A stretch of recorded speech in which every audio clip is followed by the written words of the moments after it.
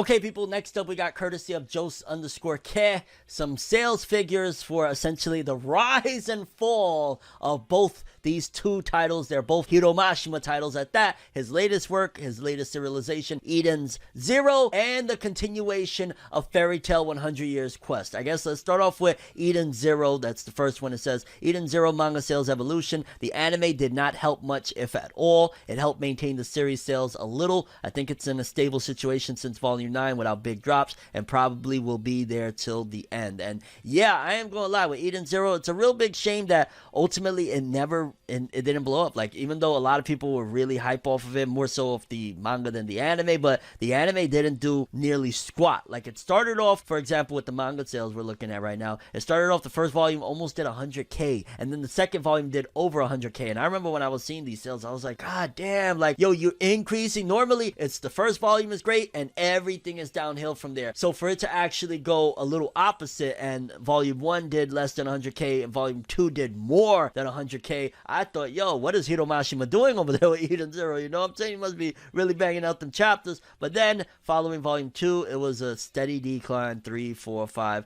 and then I want to say, yeah, it was around volume 9 that it's been like in the same ballpark. And then it's really a shame because you see between volume 14 and 15 that the anime started and nothing happened. If anything, it just kept on slightly dipping towards, and I can't even believe there's already 18 volumes of Eden Zero. Holy cow. How many years has Eden Zero been? About 3 years? There's no way there's 18 volumes of Eden Zero, almost 4 years, I guess you could say. But holy cow, Eden Zero been getting to it. But either way, yeah, the anime really didn't do nothing, and it's a shame because I think, and I've said this before and I'll say it again, I think Netflix really just doesn't help with manga sales boosts, like, at all. Like, I think people that, because I think still to this point, anime and manga fans, especially the hardcores that actually go out and buy the physical merchandise in the manga and the anime, I don't think they're necessarily going to be going to Netflix for their anime still. Like, I think Netflix is more so for like the casual fans and whatnot. And because Eden Zero was a Netflix thing, the casuals, they're not trying to go to, you know, get the latest manga volumes of X, Y, and Z. They're gonna watch on Netflix, and probably they have whatever app they have over there and they'll read it on their phones and stuff like that. They ain't running out to get manga volumes. So Netflix is a gift and a curse for anime and manga,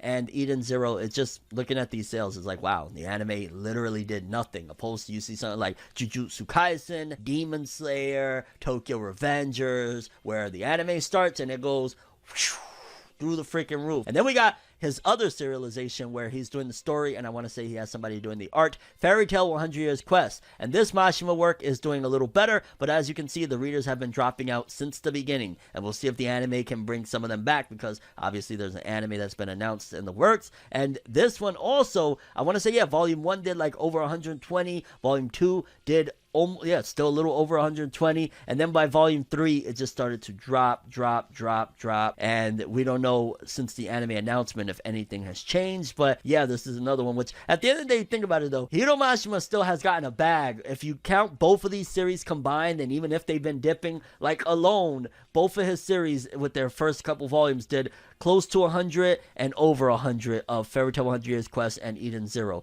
Those are bags. Like, imagine when he wraps it all up. And in my opinion, what I feel, considering he's an accomplished artist, he damn near mastered most of what you can do in terms of shonen storytelling. Is he the greatest in the world? Has he wrote the greatest stories? Obviously not. We know Fairy Tail was rave, though is a little bit of a different story. But either way, I think he's done so much shonen. I would love to see what he does with maybe a darker story, or even if it is in the shonen genre, what he can do if he does something different, like taking a whole different approach, opposed to just like, you know, the hero's journey, a boy's coming of age type of story. Like, try something different. I would love for Hiro Mashima, considering he's already done, like, you know, we got Fairy Tail 100 Years Quest, we got Eden Zero, we got Rave Master. Him doing something totally different and outside the box would be interesting, and I think that should be his next step, because as you can see, we're in a different time period where those type of shonen, like the, you know, early 2000s, 2000 to 2005, 2006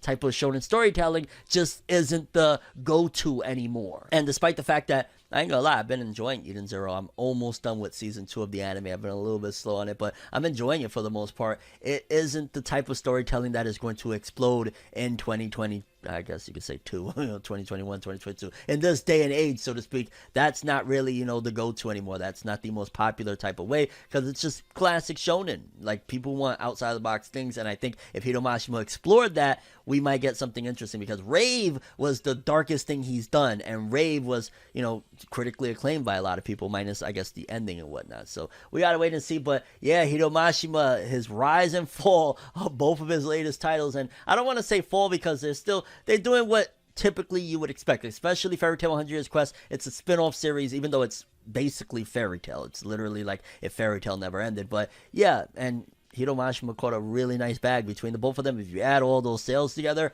that's a nice hefty bag. So shout outs to Hiro Mashima still, regardless. Shout outs to Eden Zero. Shout outs to Fairy Tail 100 Years Quest. I'm really excited for that Fairy Tail 100 Years Quest anime. And I do think that a lot of that old Fairy Tail fandom, because it's been years now since it ended, I think they will come back and tune in. And I think they'll be invested, especially that the word of mouth has been circulating that, oh, Fairy Tail 100 Years Quest is way better than Fairy Tail. So we'll see what the anime does. But yeah, that's the sales for Eden Zero and Fairy Tail 100 Years Quest.